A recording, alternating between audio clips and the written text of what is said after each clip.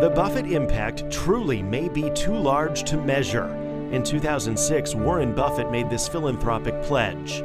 He vowed to give away 99% of his wealth during his lifetime or upon his death. There we go. Buffett already has donated billions of dollars to the Bill and Melinda Gates Foundation. Billions more to the foundation named for his late wife, Susan. Buffett used this pledge to challenge rich Americans to donate at least half of their wealth to charity. Most of his friends were, or are, already headed in that direction. We have others, some you don't hear as much about, that do it, and we have more to come. There's quite a few.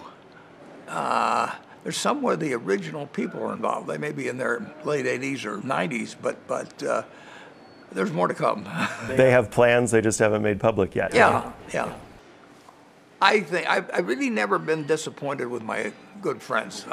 Some of them I call my heroes, but I've had the good luck that the people that I've really liked and associated with, and in some cases they were teachers to me, they've never really let me down. Very, very few of them have spent even a few percent of what they made if they've kept it. Now, it's their children, grandchildren in many cases now that are giving, but some of the original ones are still alive, and there's a lot more money coming.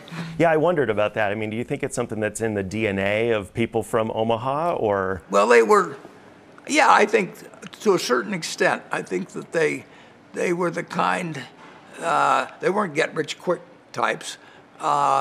They went on living their lives, and they just left the money sitting with. I had a group of 11 doctors, and they gave me $10,000 each, and they just let it ride. They may have even added a little money as I went along. I would say the people that joined the partnership and then became involved in Berkshire from Omaha to a much greater extent than the people outside of Omaha stayed with it over the whole time.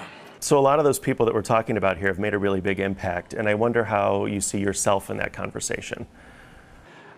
I've had the good fortune really to be associated with a lot of people that I not only liked them, I admired them, I enjoyed them, and as I said about Charlie, for example, on his 95th birthday, I said, he's made me a better person than I otherwise would have been. I mean, that's the ultimate gift a friend gives to you. Yeah, and when they make you a better person, don't you think that you think about the community in a different way too? Yeah, well, usually when you make somebody else a better person or the community a better person, you actually become a better one yourself. The Buffett impact, in many ways, it's just beginning. Our thanks to Warren Buffett for the conversation. I'm David Earle. For photojournalist Tyler White and all of us at KETV, thanks for watching KETV Newswatch 7's Chronicle.